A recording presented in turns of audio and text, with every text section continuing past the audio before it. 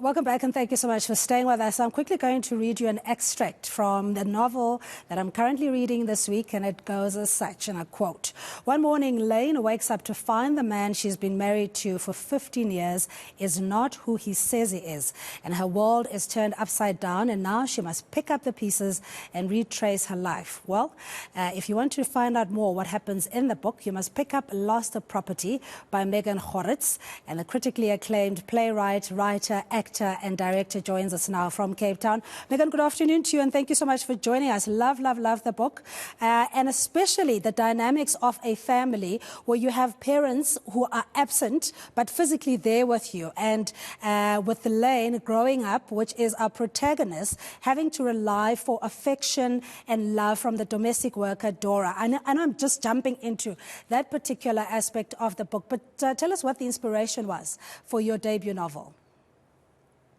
I think a lot of people my age and a lot of white people my age experienced being brought up by a second mother or a second woman who had this profound influence on a lot of white people during apartheid. And I think that it is definitely something worth exploring.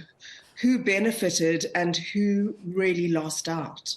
Yeah, and you touch on these elements, and yet it is a work of fiction, and yet it is very applicable in modern-day South Africa, and even picking up on some of the historical events that have shaped the spatial placements of people, including, I think it's Tanya, the next-door neighbor, who's a coloured young lady that Laine then befriends, but her family had been impacted by the Group Areas Act, as you say in the book.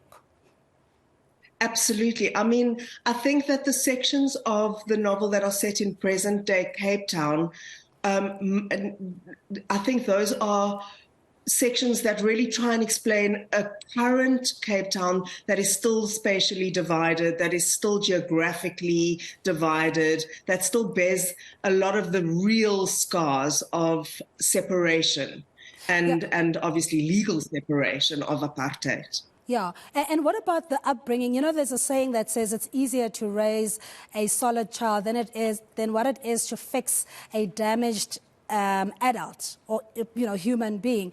And this is what I find with Laine from the time she was born under pine tree, because she was a couple of days early, and the mother being embarrassed about that particular aspect of how this child came into life. I want to get to the scars that families, mothers and parents in particular can inflict on children's self-identity and what it is that they end up doing, in life choices going forward. Well, I think that kind of damage happens across the board. I think that parents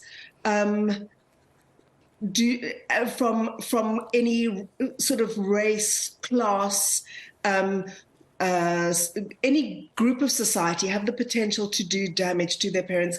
And I think it's a cycle of to their children. I think it's a cycle of damage. I think that broken parents have broken children, and distant parents have distant relationships with their children. And I think we are involved in a cycle of brokenness and abuse that is very challenging to break.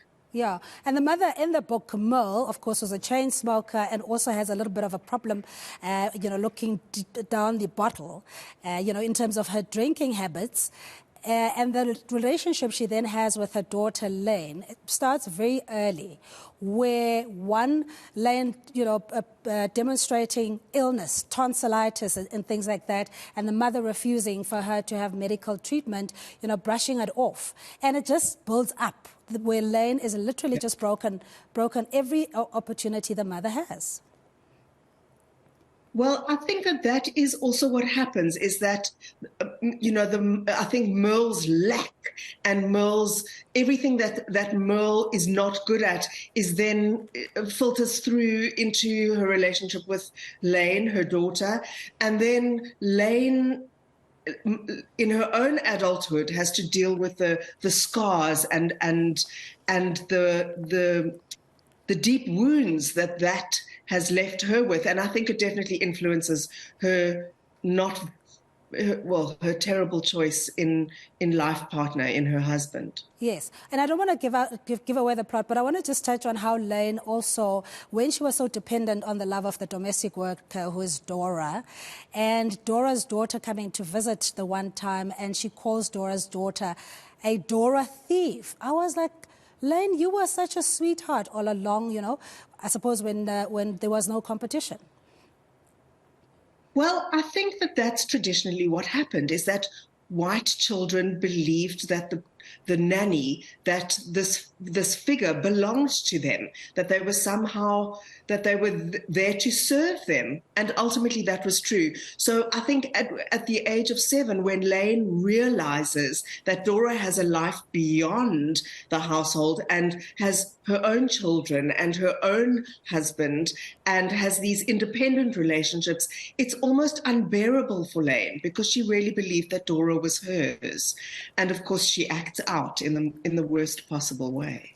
That was terrible, especially when, you know, the punishment that was then inflicted on the child. But I'm sure, you know, there's a balance in the book, and I wanted to find out what the correlation is between nature. There's always a bird somewhere, whether it's in Laine's head or not, throughout her stages of adulthood or even as a child.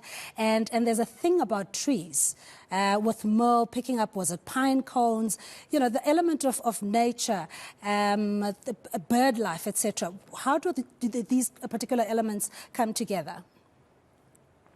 I think that our relationship to the natural world, whether it's creatures, whether it's birds or dogs even, because dogs are a theme, and of course trees and plants, I think our relationship to the natural world tells us a lot about what kind of people people are. So I think that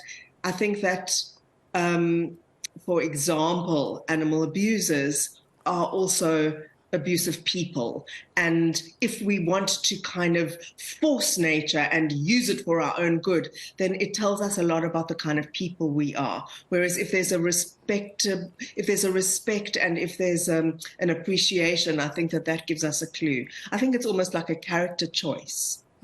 Certainly love the read so far, Megan. Thank you so much indeed. I promise I will finish it by this afternoon. But thank you so much for joining us. And congratulations on making it on the exclusive book list, or the promotion for a recommended list for the month of August. So congratulations on your debut novel. Really loved it. So we're speaking to Megan Choritz, a South African-born, critically acclaimed playwright, writer, actor, director, and author of Lost Property, a debut novel and favorite on the exclusive books August promotions. Make sure you get yourself a copy and we can chat about it on the socials.